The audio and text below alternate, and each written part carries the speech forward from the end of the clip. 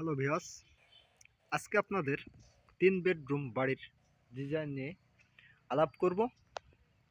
তো এই যে বিল্ডিংটা দেখতে পাচ্ছেন, এই বিল্ডিংটাতে করা হয়েছে 3টি বেডরুম।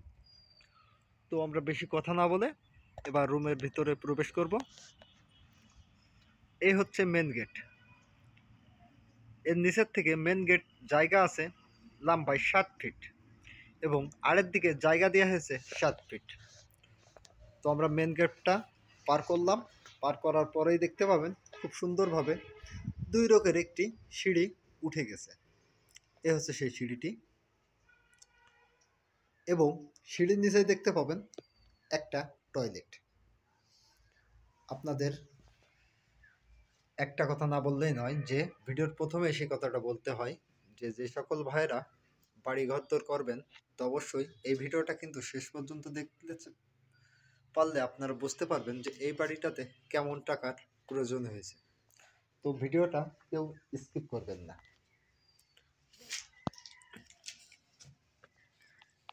আপনারা কিন্তু বাথরুমটা দেখলেন। তো এই হচ্ছে একটা মাস্টার বেডরুম। এই হচ্ছে একটা বেডরুম।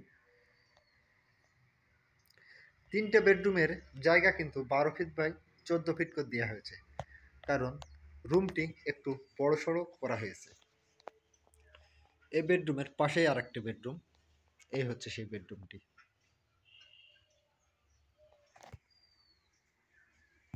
এবং এই হচ্ছে আর একটা বেডরুম।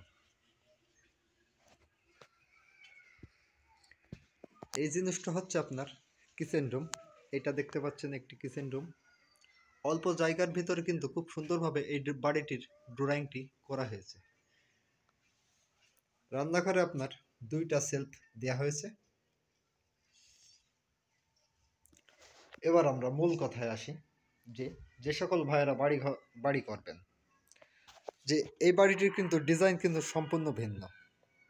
দেখতে পাচ্ছেন যে নিচেই কিন্তু আপনার গ্যারেট বিমটি টেনে দেওয়া হয়েছে। আবার একটা জিনিস লক্ষ্য রাখেন যে গ্যারেট বিমের পর থেকে কিন্তু আপনার 10 ইঞ্চি পিলারের উপরে কিন্তু ছাদটি দেওয়া হয়েছে। এতে কোনো কলমের প্রয়োজন হয়নি। এই যে দেখতে পাচ্ছেন গ্যারেট বিমটি কিন্তু খুব সুন্দরভাবে করা হয়েছে। বাড়িটির ফ্লোর এখনও ঢালাই দেওয়া হয়নি, কারণ গ্রামের ভিতরে বাড়ি করতে গেলে একটু সময়ের প্রয়োজন হয়। টাকা পয়সার আর্থিক অবস্থার দিক থেকে সব দিক থেকে একটু সময় লাগে আর কি। তো আপনারা যদি এইভাবে বাড়ি করতে চান তো আপনাদের খরচ হবে কম, কাজ হবে ভালো। এবং এই বাড়িটির কিন্তু আপনার লিন্টন করা হয়েছে 7 ফিটে।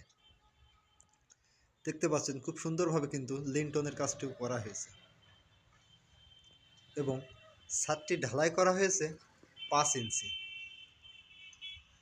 রড ব্যবহার করা হয়েছে 1450 কেজি। ছাদে রডের প্রয়োজন হয়েছে 12 মিলি রড। প্রত্যেক রড বাঁধার কাজ হয়েছে 5 ইঞ্চি বাই 5 ইঞ্চি পরপর। তো এই দেখুন।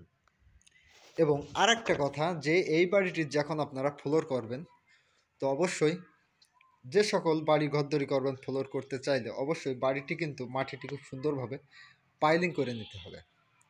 পাইলিং করে পানি দিয়ে পাইলিং করার পরে ভিট বালি দিয়ে আবারও কিন্তু পানিটা দিতে হবে।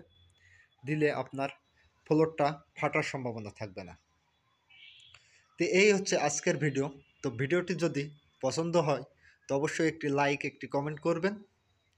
তো সবাই ভালো থাকুন, সুস্থ থাকুন। আসসালামু আলাইকুম।